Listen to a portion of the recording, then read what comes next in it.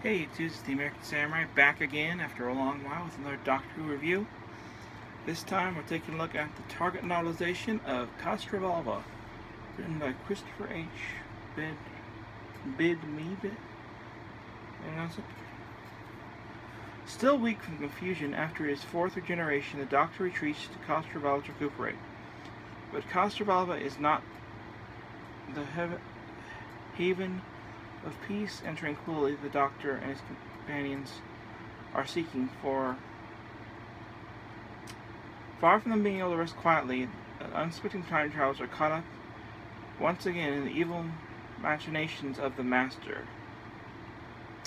Only an act of supreme self-sacrifice will enable them to escape the maniacal lunacy of the regenerated time of the renegade Time Lord. I'm sorry, regenerated Time Lord, that's the wrong one. Okay, so what are my thoughts on this story? This is one that I've been wanting to read and see for a long time. I'm at some point going to get the DVD and probably review that too.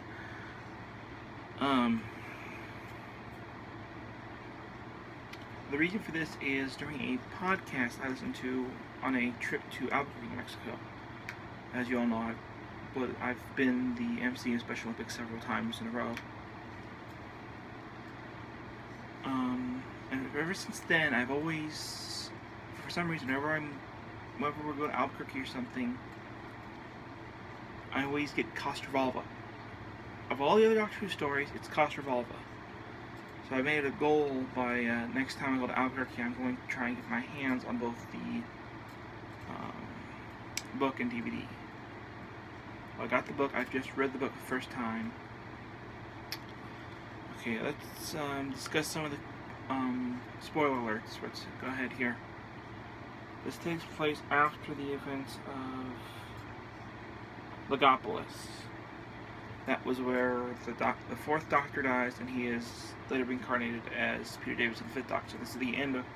So Legopolis was the end of Tom Baker's era, and this is the beginning of Peter Davison's era. I think Fillmore, I think they actually shot his other two stories first, and then came back into this one, which is kind of a weird way of doing things. But whatever works, you know, I'm not going to judge. Also, though, I want to read you guys here. This is a spoiler alert, but I know a lot of people are upset that I think it's Tegan and Nyssa fly the ship and he's able to do without a Doctor. Well, I think those people need to read the book because.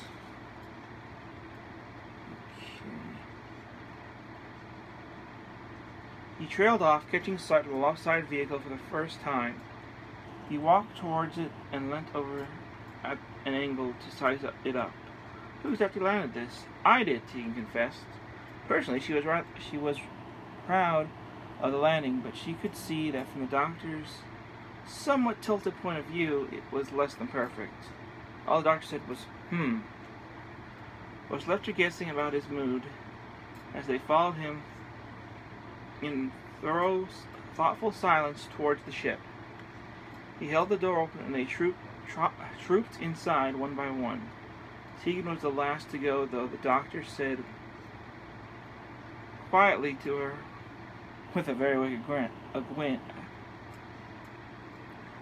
wicked grin, "Do you mind if I drive?" He hadn't had the heart to explain to her yet that she never really flew in the TARDIS at all.